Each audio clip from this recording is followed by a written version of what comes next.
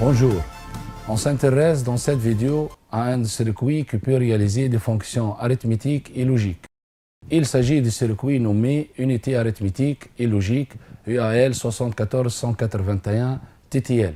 Des circuits réalisent la même fonction existent tels que le 74 LS 381 et le 74 LS 382 de la même famille. Dans notre cas, on va traiter le 74 LS 181. C'est une unité arithmétique et logique à 4 bits. On verra la mise en œuvre du circuit ainsi que des exemples d'utilisation pour des opérations arithmétiques et des opérations logiques. Puis, on verra comment augmenter la capacité du circuit pour traiter. Dans cette vidéo, on va étudier l'unité arithmétique et logique UAL par 3 objectifs. Le premier, mettre en œuvre le circuit le 74 LS 181. Réaliser des opérations d'arithmétique binaire avec ce circuit. Troisièmement, mettre en cascade 2 circuits 74 LS 181 pour étendre les opérations sur des nombres à 8 bits. Voici le modèle commercial d'une unité arithmétique et logique, le 74 LS 181N. On remarque que ce circuit intégré présente 12 broches et 2 lines, une de ce côté et les autres de l'autre côté. Voilà le brochage d'une unité arithmétique et logique, le 74 LS 181. Donc, on a les désignations, les numéros de broche et la fonction de chacune des entrées. Donc, pour une entrée de mot A, on a donc 4 entrées à 3, 21 pour A2, 23 pour A1 et 2 pour A0. On a une deuxième entrée de mot B, B3, B3 la broche 18, B2 la broche 20, B1 la broche 22 et 1 la broche B0. Ensuite, on a 4 entrées de sélection S3, S2, S1 et S0 sont sur le broche respectivement 3, 4, 5 et 6. On a une entrée de report CN sur la broche 7. On a une entrée de mode de contrôle M sur la broche 8. Les sorties de fonctions seront exprimées sur F3, F2, F1, F0 sur le broche 13, 11, 10, 9. Donc 13, 11, 10 et 9. On a une sortie de comparateur si on va comparer deux nombres A et B, c'est la broche 14. Une sortie de report propagé P, la broche 15. Une sortie de report CN plus 4, la broche 16. Et G, c'est une sortie de report générée 17. On montre également l'architecture simplifiée d'une unité arithmétique et logique UAL, composée essentiellement de une unité arithmétique UA, une unité logique UL, un multiplexeur 2 vers 1, deux entrées vers une seule sortie, c'est-à-dire sélectionner une entrée parmi deux. Et finalement, son symbole utilisé dans des schémas structurels ou dans des simulations avec des logiciels tels que l'ISIS. Bien sûr, on remarque ici, comme tout logiciel de simulation, ce qu'on trouve à gauche, ce sont les entrées, et ce qu'on trouve à droite, ce sont les sorties. Donc, ici, on va écrire un nombre A, ici un nombre B, les 4 entrées de sélection de S0 jusqu'à S3, une autre entrée de sélection M entre une unité arithmétique et logique et une retenue initiale. Le résultat, normalement, il sera exprimé bit à bit de F0 à F3 avec 4 autres sorties qu'on verra l'utilité.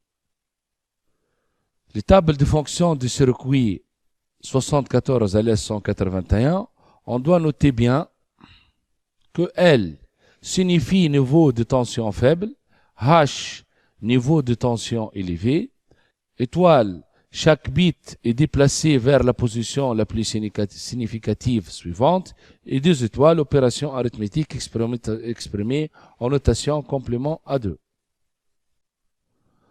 Voilà la table de fonctionnement d'une unité arithmétique et logique, le 74 LS181, active au niveau bas. Donc les deux entrées A et B, les opérantes, et la sortie F sont actives au niveau bas, donc on ajoute des inverseurs sur A, B et F. Donc on remarque bien que nous avons ici 4 entrées de sélection, ce qui permet donc 16 combinaisons possibles. Donc, de L, L, L, cela veut dire 0, 0, 0, jusqu'à 15, 1, 1, 1, 1, height. Donc, 16 combinaisons possibles de sélection. M peut prendre des valeurs. Si M est égal à H, on a des fonctions logiques, donc 16 fonctions logiques différentes. Si M est égal à L, deux possibilités. Si n est égal à L, 0, donc 16 fonctions arithmétiques. Et si n est égal à H, on aura 16 autres fonctions arithmétiques. On va prendre l'exemple encadré en bleu, H1, 0, 0, donc pour 9. Si M est égal à H, on aura donc un O exclusif. F est égal à A exclusif V. Si M est égal à L, et si n est égal à 0, on aura une addition. F est égal à A plus B. Donc, ici, si n est égal à H1, donc on aura une autre addition. A plus B plus 1. Donc, on remarque bien que M me permet de sélectionner soit une unité logique. Alors, on aura un O exclusif, sinon des opérations d'addition binaire. On va prendre un premier exemple de mise en œuvre d'une unité arithmétique logique, le 74 LS181. On remarque que M est égal à 0. Donc, dans ce cas, c'est l'unité arithmétique. On remarque aussi que si N est égal à 0, avec une combinaison de S0, S1, S2, S3 qui est égal à 9, donc, la fonction sélectionnée, c'est F qui est égal à A plus B. Donc, c'est une addition binaire. On remarque que A est égal à 6 et B est égal à 8. Donc, normalement, 8 plus 6, on aura 14 en base 10. Et c'est en binaire, donc c'est 1, 1, 0. C'est bien évidemment 14 en base 10. On passe au deuxième exemple.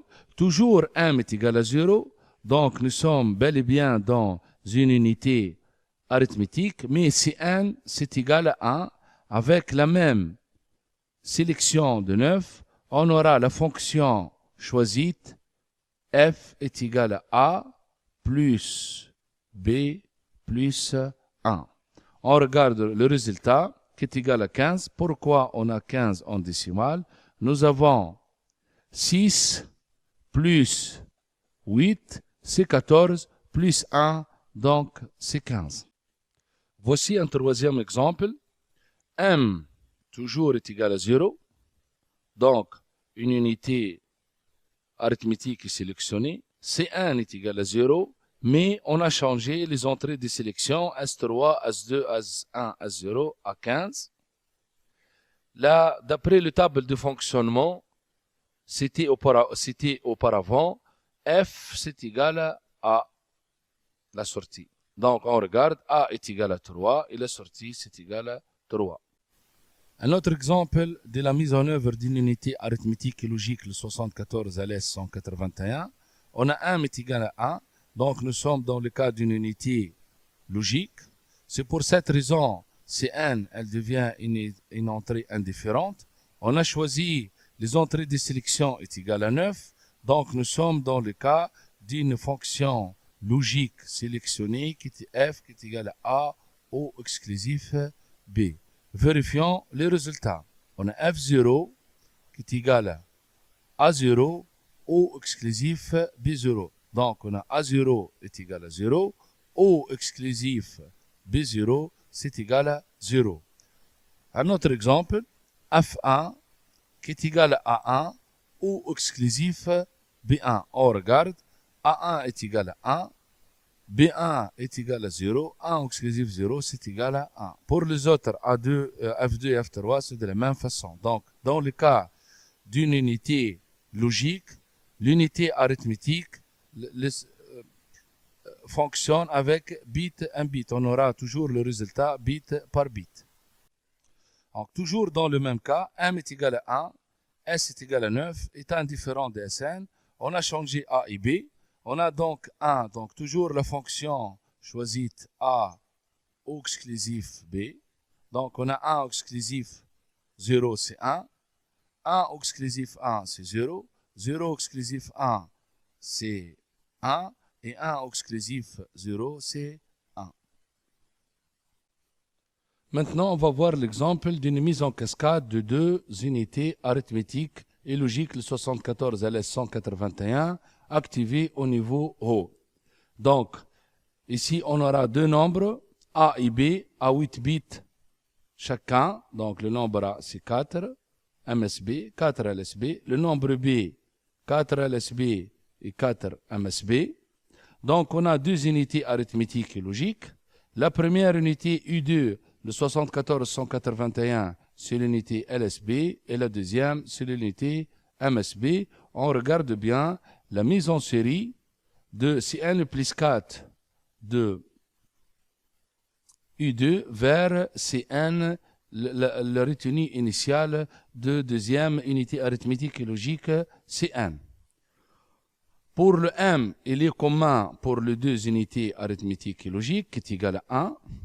L'entrée de sélection S0, S1, S2, S3 est commun pour les deux unités arithmétiques et logiques, 15. Donc, on déduit que la fonction qu'on va réaliser, fonction f est égale à a. Vérifions ça. On a f est égal à a. Donc, 1, 1, 1, 1, 1, 1, ainsi de suite. Donc, on a bel et bien le résultat. F est égal à A. Donc, cette extension, elle nous permet donc de réaliser ou mettre en œuvre une unité arithmétique et logique à 8 bits.